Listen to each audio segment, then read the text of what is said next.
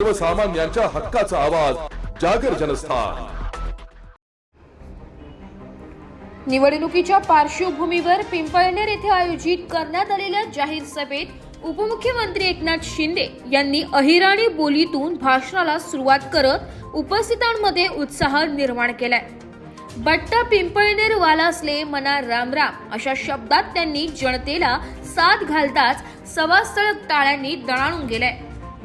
पिंपळनेर नगर परिषद निवडणुकीच्या पार्श्वभूमीवर उपमुख्यमंत्री एकनाथ शिंदे यांची आज जाहीर सभा पार पडली आहे। या जाहीर सभेत एकनाथ शिंदे यांनी मंजुळा गावित यांचे पती व शिवसेनेचे जिल्हा प्रमुख तुळशीराम गावित यांचे कौतुक करीत आधी लगीन कोंढाण्याचे आणि मग माझ्या रायबाचं असा हा तुळशीराम असून गेल्या अनेक दिवसांपासून आजारी असून देखील ते पक्षाच्या कार्यात सक्रिय असल्याचे सांगत एकनाथ शिंदे यांनी त्यांचे कौतुक केले।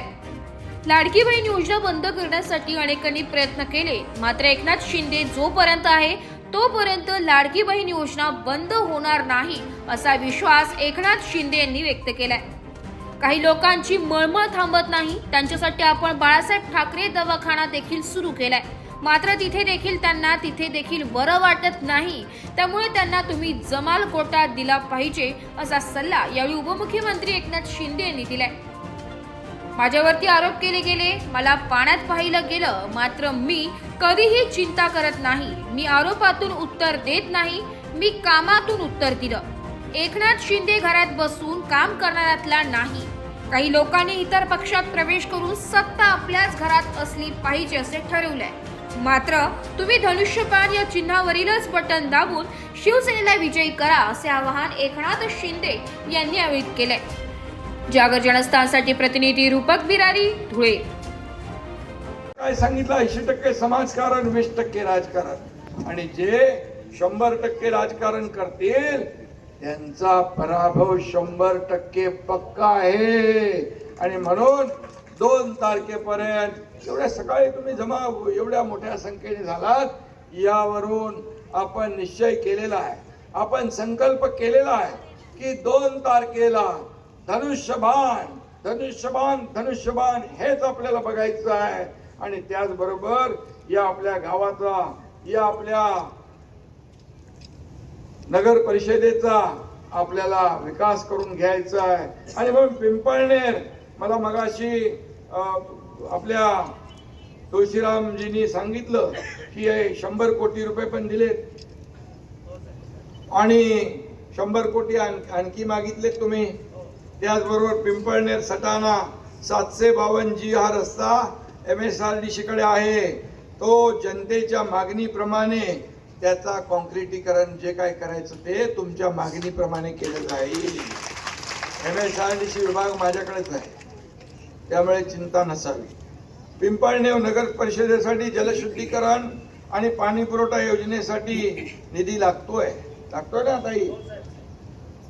त्याचबरोबर अतिक्रमित घरांना नियमित करण्याचं तुम्ही मगाशी म्हणालात, आपण शासनाने धोरण घेतलेलं आहे आणि अतिक्रमित घरांना जे वर्षानुवर्ष राहत आहे त्यांना देखील नियमित करण्याचं काम केलं जाईल, हे देखील मी या ठिकाणी सांगतो। त्याचबरोबर विविध कॉलनी परिसरातले रस्ते, पाणी, गटार, विविध विकास कामं यासाठी देखील निधी मिळेल। पिंपळनेर उदयनगर येथे बंद असलेली दीनदयाल आदिवासी सहकारी सूतगिरणी तर चालू झाली, आपण नाही, नवीन आहे काही, याचा निधी बाकी आहे, ओके। आणि त्याचबरोबर नगर परिषद अद्ययावत करण्यासाठी प्रशासकीय इमारत 5 एकर बांधणे, 5 एकर जागेवर गार्डन विकसित करणे। तुम्हाला आता 1 कोटी रुपये आले असतील बघा, नमो उद्यान, नमो गार्डन साठी दिले ना।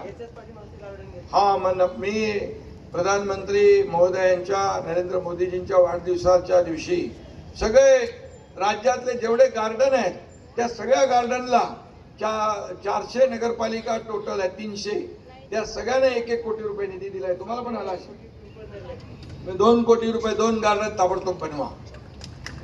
आणि त्याचबरोबर पांझरा नदीकाठी घाट विकसित करणे, जॉगिंग ट्रॅक, छत्रपती शिवाजी महाराज स्मारक यासाठी निधी।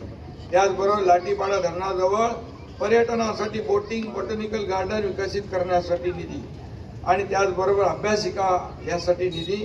132 kV विद्युत उपकेंद्राचं काम मार्गी लावणे, कुस्तीसाठी मैदान पाहिजे. पहिलवान आहेत ना इकडं? आहेत, मग चंद्रहार पाटीलला पाठवतो इकडं, तो एक आखाडा बनवून देईल तुम्हाला. हा, आणि MIDCचा विषय देखील आपण या ठिकाणी घेतलेला आहे.